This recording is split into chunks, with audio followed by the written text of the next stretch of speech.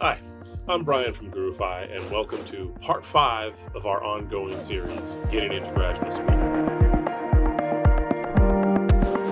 Today, we're going to be talking about a topic that I think far too many people ignore to their peril in their application process, and that's how you go about contacting potential advisors. Now, like I said, this is one of the main differences between undergraduate admissions and graduate school admissions. And in fact, it's one of the main differences between admissions to graduate schools for master's and PhD programs as opposed to MBA, law school, or medical school admissions. It's a very different process that a lot of people don't know about, but it's extremely important in terms of making sure your application has the best chance of success.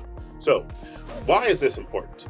There's a couple of reasons why contacting potential advisors in your graduate school admissions process is really important. The first is that it shows that you're a serious candidate, that you've done your homework, you know the field, and that you recognize particular schools of thought within a discipline, and that you can converse intelligently with someone who's an expert in that space. Second, it's kind of a more functional or practical reason, which is that the admissions process for graduate schools, particularly for PhD programs, they're usually staffed by professors.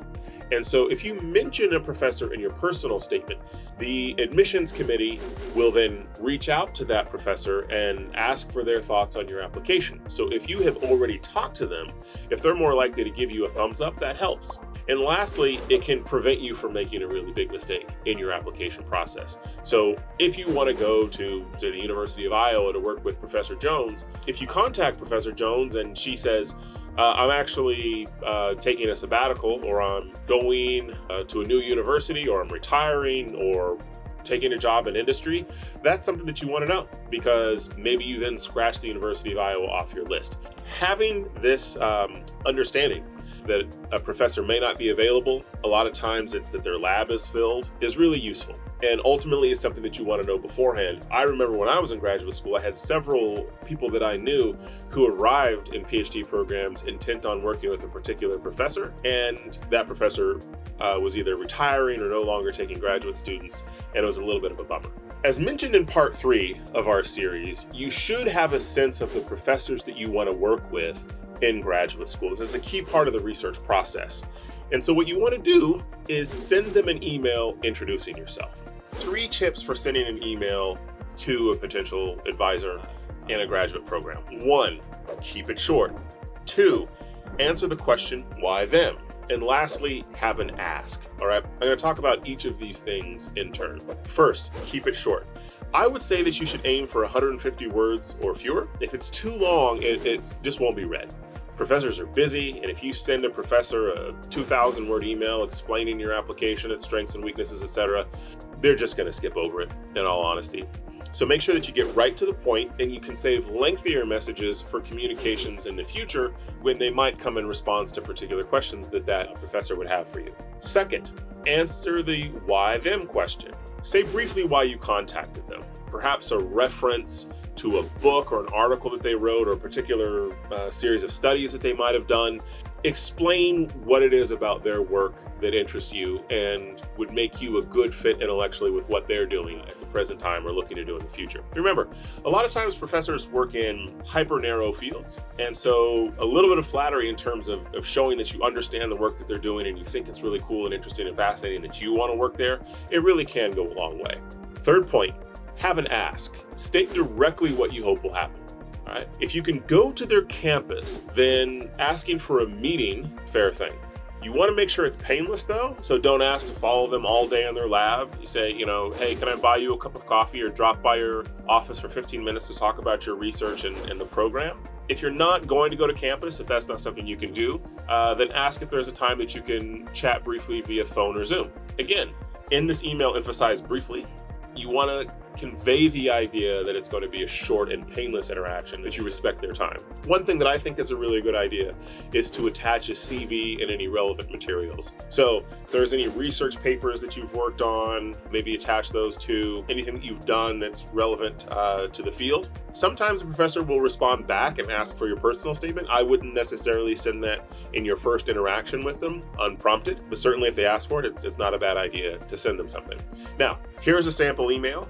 Short and sweet and gets right to the point. All right. Dear Professor Joanna Jones, my name is Sally Smith, and I'm presently applying to doctoral programs in American history.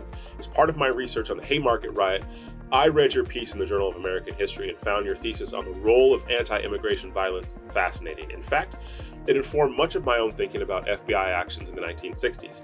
I'm applying to State University this fall, and I would appreciate the opportunity to speak with you about your work and my potential as a graduate student at State University. I will be in College Town this October and could stop by your office, or we could chat over coffee. If that timing doesn't work, I could also do a brief telephone call. I've attached my CV and the aforementioned research on FBI actions in the 1960s. Thank you for your time. Regards, Sally Smith. Again, it's short, has an ask, and explains why you're interested in working with that particular professor. Last point here is with respect to follow-ups.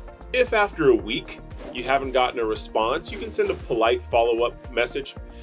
Again, if you don't get anything back from the professor, you can assume that it's a no. I don't think haranguing a professor is really going to help your application. Second, if you do meet, make sure that you send a thank you note afterwards.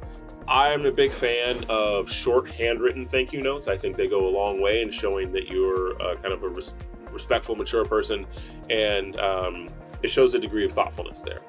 Last point here is to make sure that you show up if you're meeting face-to-face or you're doing a Zoom call, prepared with several questions to ask. And even if you feel like you know the answers to those questions, one of the worst things that you can do in an interaction like this is if the professor says, do you have any questions? If you say, nope, I'm good, right? Do your research. So have a couple of substantive things that you want to ask about that can form the basis of a brief conversation. Last point, we're going to cover this later on when we really dig into the process of writing a personal statement. But in your personal statement near the end, if you have had an interaction with a professor, and hopefully it was a positive one, near the end of your essay, your personal statement, you'll list one or two professors under whom you would like to work. And this is where you would mention the person that you spoke with. All right. Final thoughts. Again, this is probably the single most overlooked part of the application process. A lot of people apply to graduate schools without making contacts with professors. This is a mistake. It's often the difference between acceptance and denial. I know that in my case, when I applied to graduate schools the first time, as I noted in a previous video, I got in almost nowhere. And I think it was largely because I took a flawed approach to applying. When I reapplied several years later, I made sure to contact professors. I had brief interactions with them that were cordial, demonstrated that I had some knowledge and interest in the field and a passion for the subject. And then I ended up getting in basically everywhere that I applied, to a lot of elite universities that had rigorous standards. All right, so in our next episode, we're going to talk about how graduate school personal statements are different. This is the first of several episodes where we're really going to dive into the question of how you build a personal statement for graduate school. All right, I look forward to seeing you then.